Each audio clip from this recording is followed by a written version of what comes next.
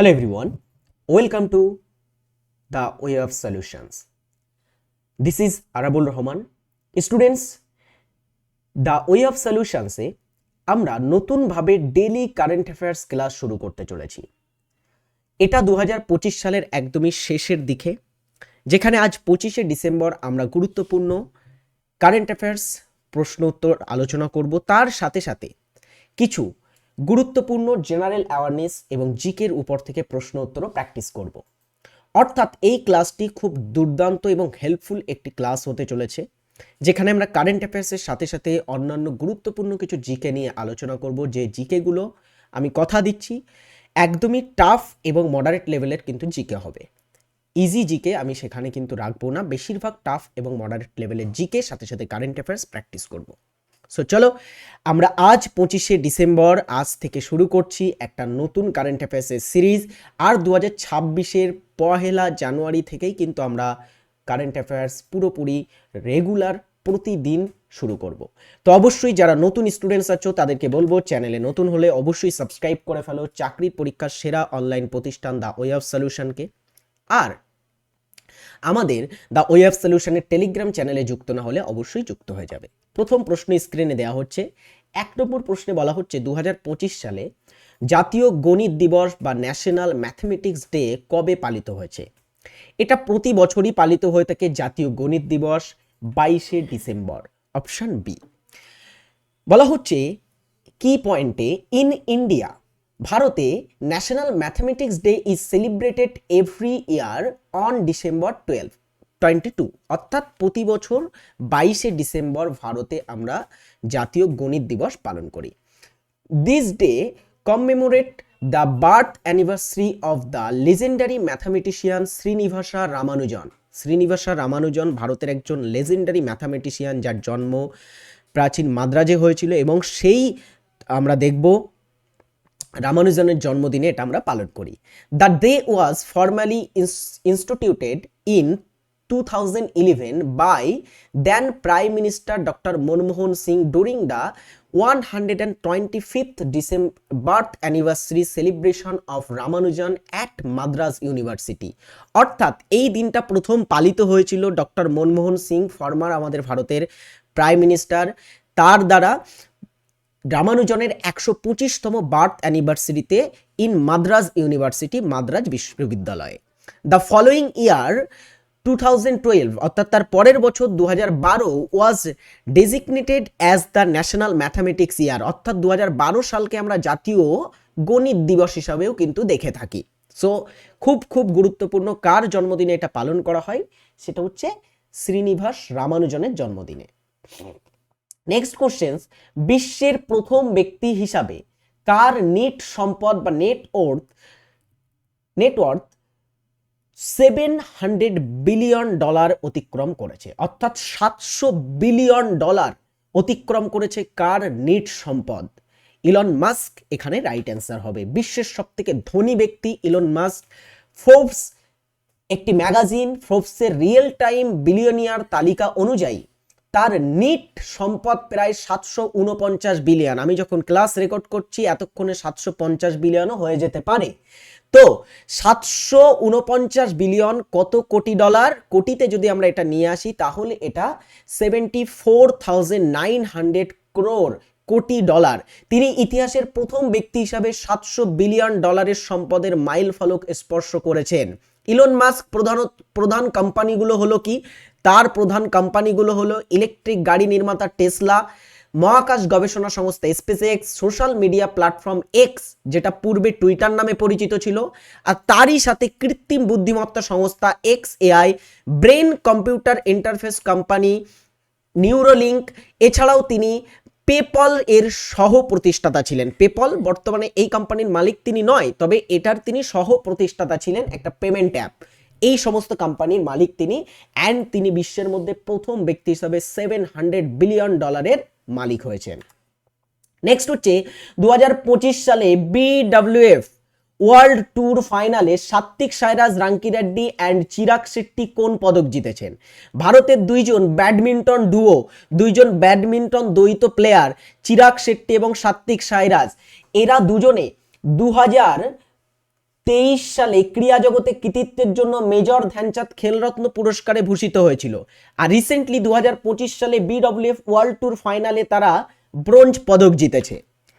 Satvik Sairaj Rankireddy and Chirag Shetty's run in the BWF world tour final 2025 at Hangzhou, China. তো China হংচুতে এটা অনুষ্ঠিত হয়েছে, সেখানে তারা অংশগ্রহণ করেছিল।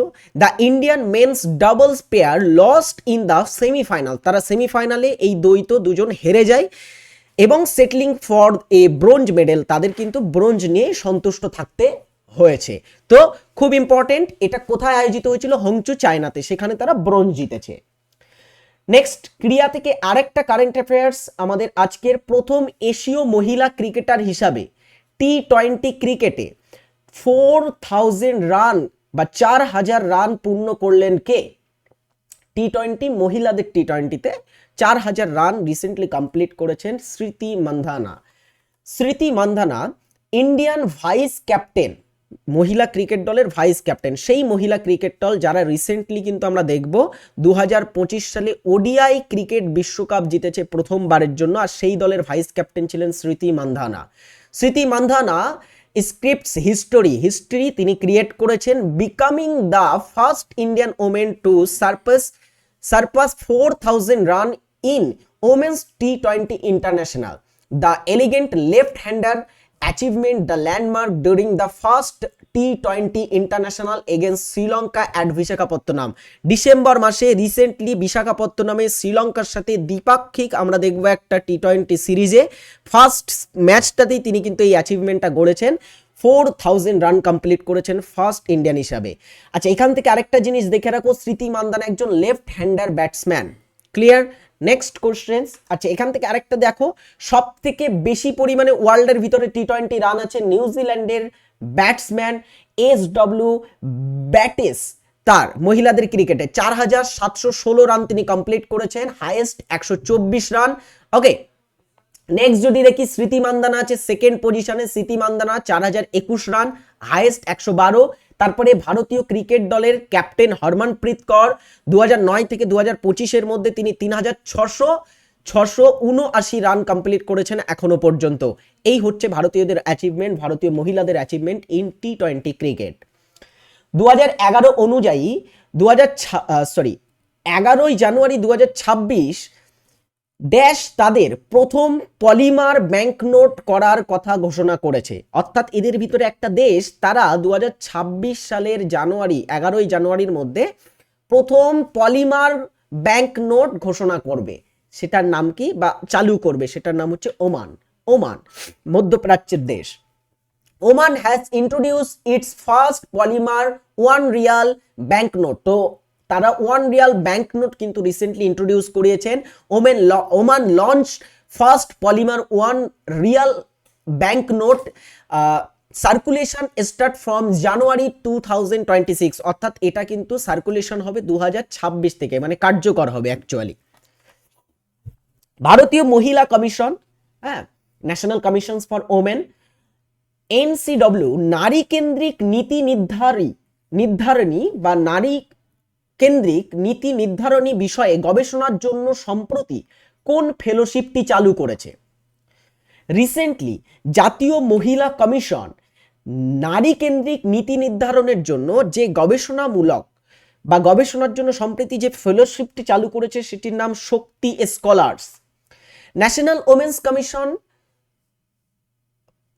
Commission for women's launch Shakti scholars young research fellowship on women centric policy issue. অর্থাৎ এই নারী কেন্দ্রিক বিভিন্ন নীতি নির্ধারণের জন্য বা নীতি নির্ধারণের জন্য বা গবেষণার জন্য সম্প্রতি Shakti scholar national commission for women চালু করেছে।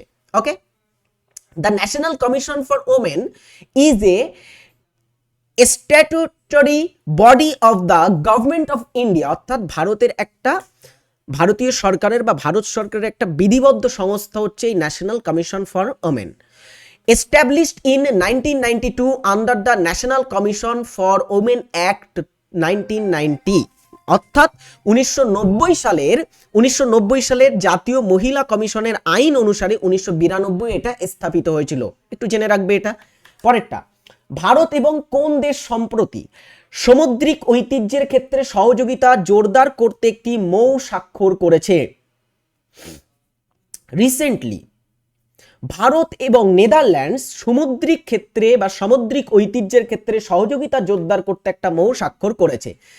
The India and the Netherlands have signed memorandum of understanding MoU to strengthen corporation of maritime heritage. ভারতের সামুদ্রিক ঐতিহ্য সহযোগিতা বাড়ানোর জন্য এটা স্বাক্ষর হয়েছে। Making significant step towards the development of the national maritime heritage complex NMHC Lothal Gujarat. আচ্ছা, এটা কোথায় অবস্থিত আছে একটুখানি জেনে রাখবে। ন্যাশনাল মেরিটাইম হেরিটেজ কমপ্লেক্স যেটা লোথালে অবস্থিত আছে, সেটার অগ্রগতিতে এক স্টেপ কিন্তু এগিয়ে গেছে বা এক স্টেপ কিন্তু বৃদ্ধি করেছে এই মেমোরেন্ডাম অফ আন্ডারস্ট্যান্ডিংটি যখন স্বাক্ষর হয়েছে। সো খুব ইম্পর্টেন্ট, এটা একটু লিখে রাখো। National maritime heritage complex Lothal গুজরাটে অবস্থিত আছে। এক্সারসাইজ ডেজার্ট সাইক্লোন ভারত এবং অন্য কোন দেশের স্থলবাহিনীর মধ্যে অনুষ্ঠিত একটি দ্বিপাক্ষিক সামরিক মহড়া। একটু আগে আমরা দেখেছি এখানে ভারত এবং নেদারল্যান্ডস একটা কিন্তু মৌ স্বাক্ষর করেছে অন দা সামুদ্রিক ঐতিহ্য এবং সহযোগিতার ক্ষেত্রে। এখানে আমরা একটা দেখব কি, এখানে একটা 8 নম্বর কোশ্চেন্সে বলা হচ্ছে দ্বিপাক্ষিক সামরিক মহড়া বা একটা যৌথ সামরিক মহড়া যেটা স্থল বাহিনীর মধ্যে অনুষ্ঠিত হয়েছে, নাম হচ্ছে এক্সারসাইজ ডেজার্ট সাইক্লোন। এটা সংযুক্ত আরব আমিরাত বা যেটাকে আমরা UAE বলছি, তারা এবং ভারত এই দ্বিপাক্ষিক মহড়াতে অংশগ্রহণ করছে। দেখি, an Indian army contingent has depart for the United Emirates, অর্থাৎ ভারত থেকে একটা কিন্তু আর্মির দল সেখানে পাঠানো হয়েছে to participate in the second edition of the Indian UAE joint military exercise desert cyclone 2 at Abu Dhabi UAE, অর্থাৎ আবুধাবি UAE-তে এটা অনুষ্ঠিত হতে চলেছে। অ্যান্ড এটা হচ্ছে সেকেন্ড এডিশন, এর আগে একবার হয়েছিল আর এটা হচ্ছে দ্বিতীয় সেকেন্ড টাইমের জন্য সেখানে ভারতের কিন্তু ভারত এবং UAE একটা দ্বিপাক্ষিক এই এক্সারসাইজ ডেজার্ট সাইক্লোন 2-তে অংশগ্রহণ করছে। নেক্সট হচ্ছে সম্প্রতি খবরে আসা বানারঘাট বায়োলজিক্যাল পার্ক ভারতের কোন শহরে অবস্থিত? বানারঘাট বায়োলজিক্যাল পার্ক এটা কোন শহরে আছে? হায়দ্রাবাদ, চেন্নাই, বেঙ্গালুরু, মাইসুর। এটা কিন্তু বেঙ্গালুরুতে আছে। বানারঘাট এটা সম্প্রতি কেন খবরের শিরোনামে এসেছে? বানারঘাট বায়োলজিক্যাল পার্ক কর্ণাটক, এটা তোমার অবস্থিত কোথায়? কর্ণাটকে, একটু জেনে রাখো। বেঙ্গালুরু তো কর্ণাটকের রাজধানী, তো এটা আমাদের রাজ্য দিয়েও প্রশ্নটা থাকতে পারে পরীক্ষায়। সো জেনে রাখতে হবে, এখানে কর্ণাটক থাকলেও আমরা বলবো বানারঘাটটা কর্ণাটকে অবস্থিত।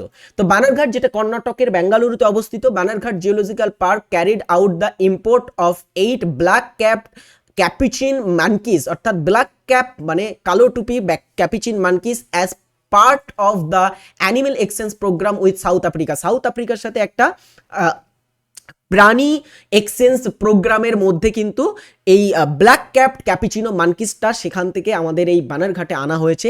সো খুব ইম্পর্টেন্ট এটা। চলো, সম্প্রতি কে চেক প্রজাতন্ত্রের প্রধানমন্ত্রী হিসাবে নিযুক্ত হয়েছেন? এটা চেক প্রজাতন্ত্র মধ্য ইউরোপ এর একটা কিন্তু দেশ, চেক প্রজাতন্ত্র। এই চেক প্রজাতন্ত্র আমরা দেখব এর রিসেন্টলি প্রধানমন্ত্রী হিসেবে নিযুক্ত হয়েছেন Andres Babis. Andres Babis, option D.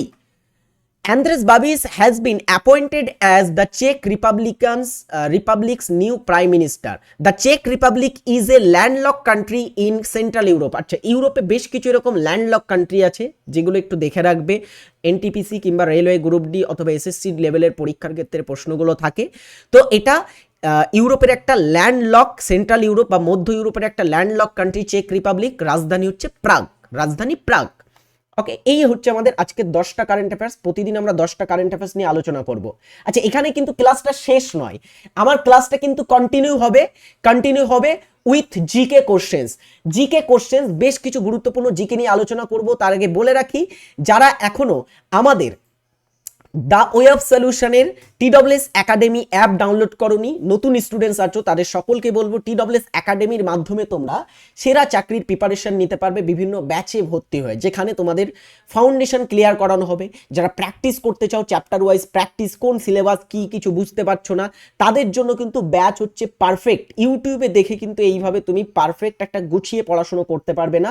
তো অবশ্যই তার জন্য তোমাকে ব্যাচে অ্যাডমিশন নিতে হবে। আর ব্যাচে অ্যাডমিশন নিতে হলে আমাদের নিচে লিঙ্ক দেওয়া রইলো, সেখান থেকে TWS একাডেমি অ্যাপ ডাউনলোড করো আর তোমার পছন্দ মতো ব্যাচে গিয়ে ভর্তি হতে পারো। সেখানে বিভিন্ন ব্যাচ আছে, তুমি তোমার যে কোনো সমস্ত ধরনের ব্যাচ, SLST থেকে শুরু করে আপার প্রাইমারি থেকে শুরু করে WEP, KP, ফুড SI থেকে সমস্ত ধরনের ব্যাচ সেখানে কিন্তু আছে।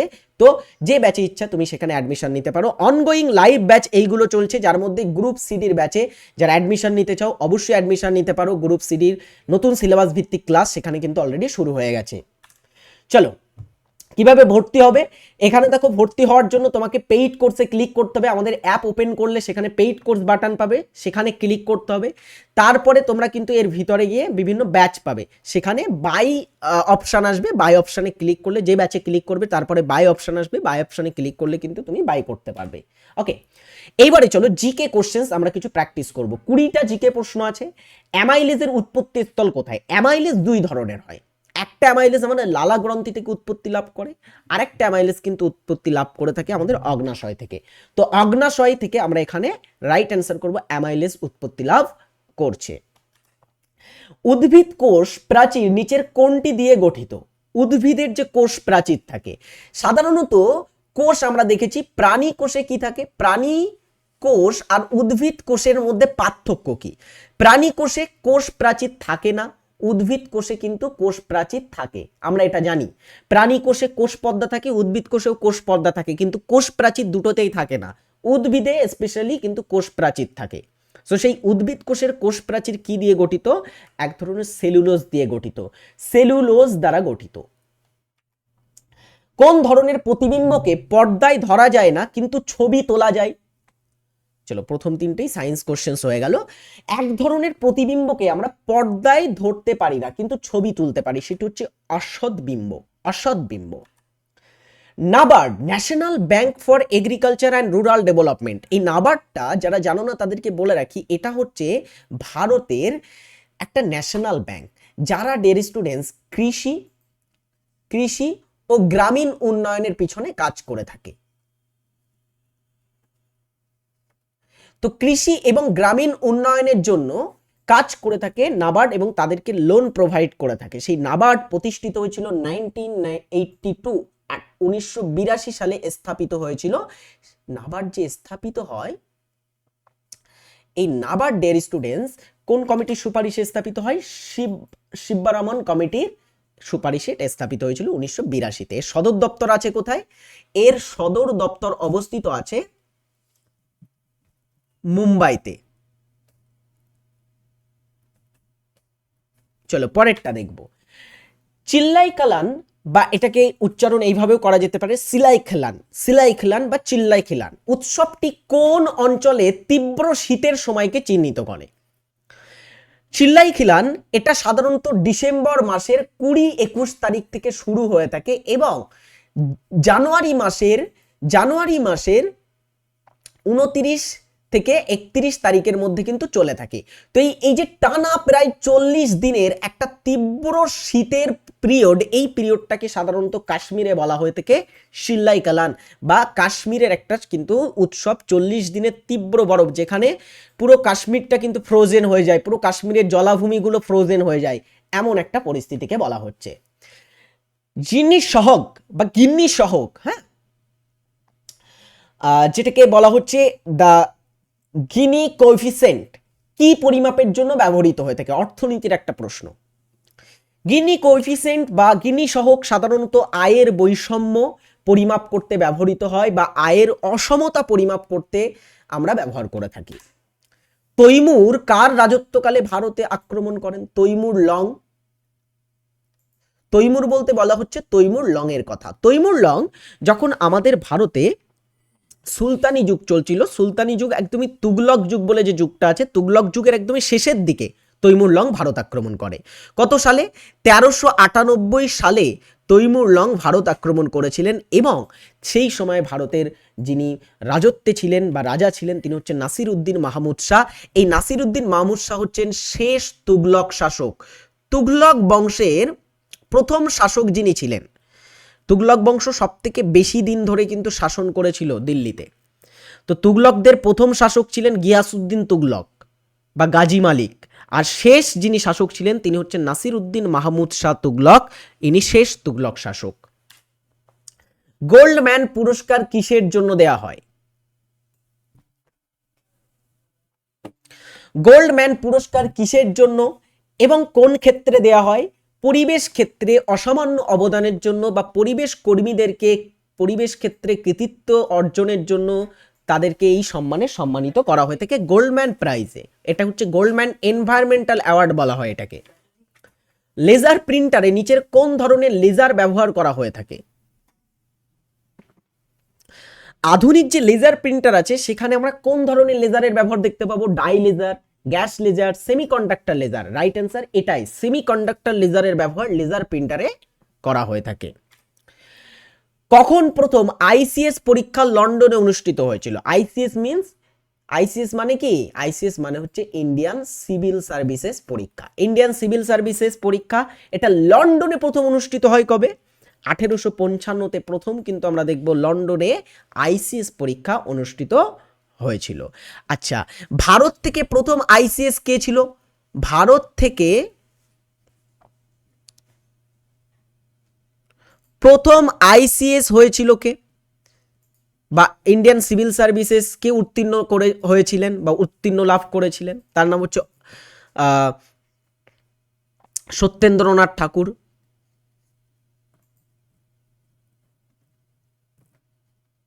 তাই তো, খুবই সহজ এটা। নেক্সট প্রশ্ন, একটা হোমওয়ার্ক, আধুনিক পর্যায় সারণীর কোন শ্রেণীতে নিষ্ক্রিয় গ্যাসগুলি অবস্থান করে? এটা কমেন্ট বক্সে অবশ্যই জানাবে সকলে। যতজন আজকের ক্লাসটা দেখছো, যতটা ভিউজ হবে আমি ততটা কিন্তু কমেন্ট দেখতে চাই। তো অবশ্যই ইচ অ্যান্ড এভরিওয়ান সকলেই কিন্তু এই ক্লাসটাতে কমেন্ট করবে, আর কমেন্ট না করলে কিন্তু কারেন্ট অ্যাফেয়ার্সের ক্লাসটা আমি কন্টিনিউ করব না। তো অবশ্যই প্রতিদিন ক্লাসটা দেখতে হবে, কারেন্ট অ্যাফেয়ার্স, তার সাথে সাথে জিকে প্র্যাকটিস। অ্যান্ড আমি কথা দিচ্ছি জানুয়ারির প্রথম থেকে তোমাদের জন্য এরকম ক্লাস প্রতিদিনই কিন্তু নিয়ে আসবো। তো অবশ্যই ক্লাসটিকে শেয়ার করবে, ক্লাসটিতে কমেন্ট করবে, আর লাইক করতে কিন্তু ভুলবে না। এতটুকু তোমাদের কাছ থেকে আমার চাওয়া থাকবে। তোমাদের জন্য আমি কারেন্ট অ্যাফেয়ার্স তৈরি করতে কতটা মেহনত লাগে এটা তোমরা বুঝতে পারবে না, কারণ কারেন্ট অ্যাফেয়ার্স খোঁজাটা প্রচুর কিন্তু মেহনতের কাজ। প্রচুর নিউজ পেপার, প্রচুর নিউজ আর্টিকেল কিন্তু আমাকে ঘাঁটতে হয়, প্রচুর কিন্তু মেহনত করতে হয়। একটা কারেন্ট অ্যাফেয়ার্স তৈরি করতে প্রচুর সময় লেগে যায়। তো তোমাদের কাছে এতটুকু কিন্তু চাওয়া থাকবে, অবশ্যই ক্লাসটাকে শেয়ার করবে, ক্লাসটাতে একটা করে লাইক করবে। নিম্নলিখিত রাষ্ট্রগুলির মধ্যে কোনটি সার্কের সদস্য নয়? সার্কের আমরা জানি 8টি সদস্য আছে, 8টি সদস্য দেশ আছে সার্কের। কি কি 8টি সদস্য দেশ আমি একটু লিখে দিই। আমাদের ভারত আছে, পাকিস্তান আছে, আর আছে আফগানিস্তান, ভারত, পাকিস্তান, আফগানিস্তান, আর আছে মালদ্বীপ, আর হচ্ছে ভুটান। কতগুলি দেশ হলো? এখানে দেশ হলো 5টি। স্যার 5টি তো লিখলেন, আর 3টি কোনগুলি? আর 3টে এখানে আছে, বাংলাদেশ, শ্রীলঙ্কা, নেপাল। মায়ানমার কিন্তু সার্কের সদস্য দেশ নয়। বাংলাদেশ, শ্রীলঙ্কা, নেপাল, ভারত, পাকিস্তান, আফগানিস্তান, মালদ্বীপ এবং ভুটান, এই দেশগুলো হচ্ছে সার্কের সদস্য দেশ, 8টি সদস্য দেশ। দ্য ভয়েস অফ ইন্ডিয়া শীর্ষক পত্রিকার সম্পাদনা করতে নিম্নলিখিতর মধ্যে কে বা নিম্নের কে? দ্য ভয়েস অফ ইন্ডিয়া পত্রিকায় সম্পাদনা করেছিলেন দাদাভাই নৌরোজি। চীনা পরিব্রাজক হিউয়েন সাং বাংলা ভ্রমণ করেছিলেন কোন শতকে? তিনি যখন ভারতে এসেছিলেন তখনই কিন্তু বাংলা ভ্রমণ করেছিলেন। আমরা দেখব বাংলার যে উত্তরবঙ্গ, বাংলাকে আমরা কিন্তু দুটো ভাগে সাধারণত ভাগ করতাম, দুটো নয় 3টে সাধারণত বাংলায় খুব বিখ্যাত অঞ্চল ছিল। একটা হচ্ছে পুনর্বর্ধন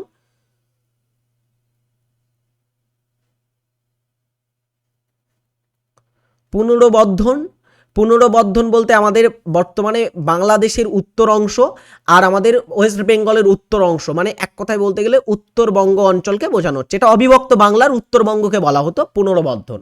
সেই পুনর্বর্ধনে আমরা দেখব, পুনর্বর্ধনে চীনা পরিব্রাজক হিউয়েন সাং কিন্তু ভ্রমণ করেছিলেন। তার আগে তিনি হর্ষবর্ধনের রাজত্বকালে এসেছিলেন, এটা মাথায় রাখবে। হর্ষবর্ধন রাজত্ব করেছিল আমরা জানি 606 খ্রিস্টাব্দে তিনি সিংহাসনে বসেন। তো এটা কোন শতাব্দীর মধ্যে পড়ছে? 7ম শতাব্দীর মধ্যে পড়ছে। 601 থেকে 700 পর্যন্ত এই যে সময়কাল, এটাকে আমরা কি বলবো? 7ম শতাব্দী বলবো। তো 7ম শতাব্দীতে তিনি ভারতে এসেছিলেন এবং বাংলাতেও ভ্রমণ করেছিলেন, তাই তো। গন্ডক হলো উপনদী ড্যাশ এর উপনদী, এখানে দুবার হয়ে গেছে, গণ্ডক হলো ড্যাশের উপনদী, দুবার উপনদী পড়ে গেছে। যাই হোক, গণ্ডক কার উপনদী? গণ্ডক হচ্ছে গঙ্গার উপনদী। গঙ্গার কোন তীরের উপনদী? বাম তীরের উপনদী। গঙ্গার বাম তীরে আমরা অনেকগুলো উপনদী দেখতে পাবো। গঙ্গার বাম তীরের উপনদীগুলোর মধ্যে আছে, গঙ্গার বাম তীরের উপনদীগুলোর মধ্যে কি কি আছে? একটা তো আমরা বললাম গণ্ডক, গণ্ডক যেটা বিহারের হাজিপুরের কাছে গঙ্গার সাথে মিলিত হচ্ছে। আর একটা হচ্ছে খুব ইম্পর্টেন্ট যদি আমরা বলি গোমতী, গোমতী যার তীরে লখনৌ শহর অবস্থিত আছে, খুব ইম্পর্টেন্ট। আচ্ছা, কোশি নদী যেটাকে বিহারের দুঃখ বলা হয়ে থাকে, দ্য সরো অফ বিহার, কোশিকে আমরা বলছি, কোশি বিহারের কুরুশিলার কাছে কিন্তু গঙ্গার সাথে মিলিত হচ্ছে। আচ্ছা, রামগঙ্গা, রামগঙ্গা এগুলো হচ্ছে গঙ্গার কি, গঙ্গার কিন্তু বাম তীরের উপনদীর মধ্যে পড়ে। ক্লোরোফর্মের সংকেত কি? ক্লোরোফর্ম সাধারণত একটা দ্রাবক হিসাবে ব্যবহৃত হয় এবং এটা সাধারণত বিভিন্ন ধরনের অ্যানেস্থেসিয়া তৈরি করতেও এটার ব্যবহার করা হয়ে থাকে ক্লোরোফর্মের। ক্লোরোফর্ম এটার সংকেত কি? CCl4 হচ্ছে ক্লোরোফর্মের সংকেত, যেটাকে আমরা বলবো কার্বন। এখানে কি একটা কার্বন আছে, তো এখান থেকে লিখে ফেলো কার্বন, কার্বন। আচ্ছা, কার্বনের সাথে কি আছে? ক্লোরিন আছে। কতগুলি আছে বলো? 4। তো এটাকে আমরা বলছি কার্বন টেট্রাক্লোরাইড। কি বলা হচ্ছে? টেট্রাক্লোরাইড, ঠিক আছে, ক্লোরাইড। আচ্ছা, মনে রাখবে যখন একটা সিঙ্গেল অণু থাকবে সেটাকে মোনো বলা হবে। তারপরে যখন দুটো হবে, হ্যাঁ, মনে করো Cl2 মানে এটা ডাইক্লোরাইড বা ডাইক্লোরিনের মধ্যে পড়ছে। তারপরে আছে তোমার কি, মনে করো তোমার হচ্ছে 3, তিনটে আছে, তখন হচ্ছে ট্রাই। আর যখন চারটে হবে তখন হচ্ছে কি টেট্রা। তো মোনো, মোনো, তারপরে হচ্ছে ডাই, তারপরে হচ্ছে যখন তিনটে থাকবে, তিনটে অণু, সেটাকে আমরা ট্রাই বলবো। আর 4, চারটে যদি থাকে সেটাকে টেট্রা বলবো। তো এটা কার্বন টেট্রাক্লোরাইড CCl4 ক্লোরোফর্মকে বলা হচ্ছে। 2024 সালে ভারত কোন খেলায় প্রথমবার অলিম্পিকে দল পাঠাচ্ছে? এটা সরি, এটা 2028 হবে, হ্যাঁ মাফ করবে, এটা 2028 সাল হবে। 2028 সালে কোন খেলায় একটা দল পাঠাচ্ছে ভারত? সেটা হচ্ছে ক্রিকেটে। উফ, এটা ভুল আছে, হ্যাঁ এটা ক্রিকেট হবে। ব্রেক ডান্সিংয়েও দল পাঠিয়েছিল কিন্তু সেটা হয়ে গেছে, পাঠাচ্ছে বলা হয়েছে।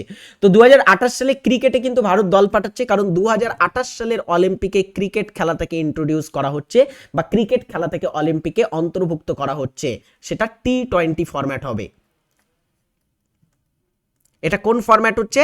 T20 ফরম্যাট হচ্ছে। প্রথম লোকপাল বিল সংসদে পেশ করা হয়। প্রথমে লোকপাল বিলটা কবে পেশ করা হয়েছিল? মে 1968, 1968 সালের মে মাসে প্রথম লোকপাল বিলটাকে সংসদে পেশ করা হয়েছিল। কিন্তু এটা পাস হয়েছে কবে? পাস হয় কবে লোকপাল বিল? পাস হয় লোকপাল বিল সংসদে, লোকপাল বিলটা সংসদে উত্থাপন করা হচ্ছে 1968 সালের মে মাসে, কিন্তু এটা পাস হয়েছে 2013 সালে। 2013 সালে পাস হয়েছিল সংসদে। ভারতের সংবিধানে 12 থেকে 35 অনুচ্ছেদে নিম্নের কোনটি বর্ণিত করে? 12 থেকে 35 অনুচ্ছেদ, এটা পার্ট 3 মধ্যে পড়ছে। পার্ট 3 মধ্যে মৌলিক অধিকার আছে, তো মৌলিক অধিকার রাইট অ্যান্সার। মৌলিক কর্তব্য কোথায় আছে? কোন ধারাতে আছে? 51 এ ধারাতে মৌলিক কর্তব্য। আর রাষ্ট্র পরিচালনার নির্দেশক নীতিগুলো আছে কোথায়? পার্ট 4 এর মধ্যে 36 থেকে 51 ধারার মধ্যে রাষ্ট্র পরিচালনার নির্দেশক নীতিগুলো আছে। হরপ্পা সভ্যতার অন্যতম কেন্দ্র আলমগীরপুর কোন নদীর তীরে অবস্থিত ছিল? আলমগীরপুর। হরপ্পা সভ্যতাকে যদি আমরা দেখি, হরপ্পা সভ্যতার সব থেকে পূর্ব মানে সিন্ধু সভ্যতা, হরপ্পা মানে এখানে ইন্দাস ভ্যালি সিভিলাইজেশনের কথা বলা হচ্ছে। তো এই যে হরপ্পা সভ্যতা, হরপ্পা সভ্যতার এই আলমগীরপুর হচ্ছে পূর্বতম প্রত্নক্ষেত্র। মানে এটা হচ্ছে সব থেকে পূর্ব দিকে পাওয়া গেছে আলমগীরপুরকে, হ্যাঁ। তো আলমগীরপুর কোন নদীর তীরে? হিন্দন নদীর তীরে আছে। আর লিখে ফেলো, হিন্দন হচ্ছে এটা যমুনার একটা উপনদী, সেই যমুনা যেটা আবার গঙ্গার উপনদী। তো যমুনার একটা উপনদী হচ্ছে হিন্দন নদীটা। আচ্ছা, আলমগীরপুরটা কোথায় আছে? এটা উত্তরপ্রদেশে আছে, উত্তরপ্রদেশে আছে। চলো পরের লাস্ট কোশ্চেন। আলোর প্রতিসরণের ক্ষেত্রে আলোর প্রতিসরণের সূত্র কে দিয়েছিল? স্নেল দিয়েছিল, তাই তো? স্নেলের সূত্র। তো স্নেল কিন্তু আলোর প্রতিসরণের সূত্র দিয়েছিল। তো আলোর প্রতিসরণের ক্ষেত্রে কোন ধর্মটি অপরিবর্তিত থাকে? একদমই অপরিবর্তিত, কোনো পরিবর্তন হয় না। সেটা হচ্ছে কম্পাঙ্কের কোনো পরিবর্তন হয় না, কম্পাঙ্ক অপরিবর্তিত থাকে। ক্লিয়ার? চলো আজকের ক্লাসটা আমরা এখানেই শেষ করব। ক্লাসটি কেমন লাগলো অবশ্যই কমেন্ট করে জানাবে। দিস ইজ আরাবুল রহমান, আমি তোমাদের সাথে এতক্ষণ ছিলাম কারেন্ট অ্যাফেয়ার্স। আর এই কারেন্ট অ্যাফেয়ার্স এবং জিকে সেশন নিয়ে আশা করব ক্লাসটি খুব দুর্দান্ত লেগেছে। বাংলা ভাষায় এরকম কিন্তু ক্লাস তোমরা খুবই কম পাবে, তাই আমি বলছি এই সুযোগটাকে কাজে লাগাও, প্রতিদিনের ক্লাসটাকে দেখো। পরে কিন্তু আফসোস করবে যে স্যারের ক্লাসগুলো আমি দেখিনি, এই কারণে কিন্তু পরে আফসোস হবে, এটা মাথায় রেখো। ওকে, তো অবশ্যই অবশ্যই সকলে দ্রুত ক্লাসটিতে একটা করে লাইক করো, শেয়ার করো এবং চ্যানেলটিকে সাবস্ক্রাইব করতে ভুলো না। আর আমাদেরকে বিভিন্ন সোশ্যাল প্ল্যাটফর্মে ফলো করতে চাইলে ফলো করতে পারো। ভালো থাকবে, টাটা, টেক কেয়ার, বাই।